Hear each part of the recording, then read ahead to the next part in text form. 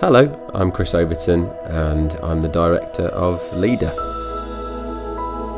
I think the new normal in this film represents positive change.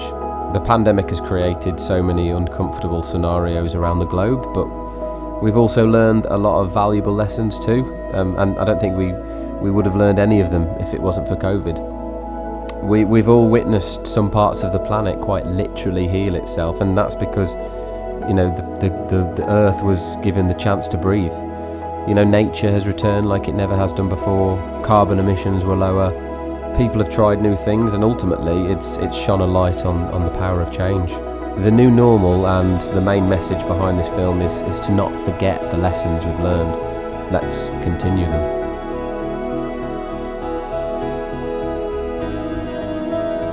So, Leader is about the story of Donny, who is an artist that creates sculptures from ocean waste, and he lives in complete isolation on the beautiful beach far away from the community. And kind of one day he realises that there's less and less plastic and ocean waste washing up on the beach, so therefore he's unable to create his art. And then where Donny lives in this beautiful isolation is then discovered by the characters of Matt and Cindy, who kind of really interrupt his piece. They're tourists and they discover his sculptures and are blown away by them. Time passes and more people eventually start visiting Donny and his sculptures and his remote location, and that's when Donny meets little Izzy, the little girl that kind of questions why there is so much plastic washed up on the beach. So he feels it's time for him to leave this location, as it's not really what it once was. The piece has kind of gone, but he knows that this is a good thing, that he's kind of started an awareness and positive change, and therefore he's created the new normal without really realising. The most important thing for me when shooting this film was to make the character of Donny believable. So that heavily relied on the actor that we cast. So we're really proud of the performance that Jack gave, and I think he really brought some authenticity and something really unique to the part of Donny. Also, the locations and the sculptures were hugely important. The locations had to be kind of a character of their own, so we're really proud of what we found and the way the locations look on camera.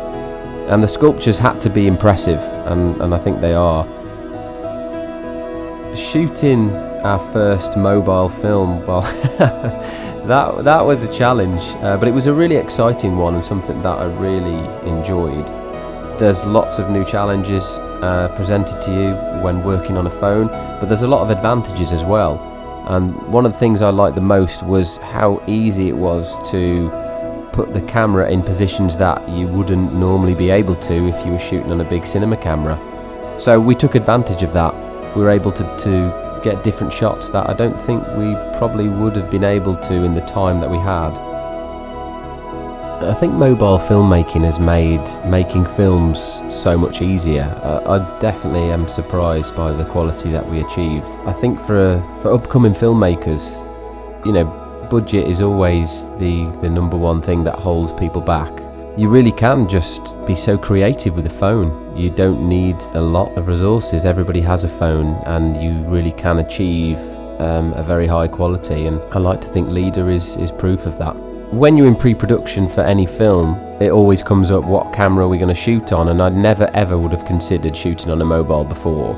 But now I think it will be in my library of choice. So I do think mobile filmmaking could potentially be the new normal.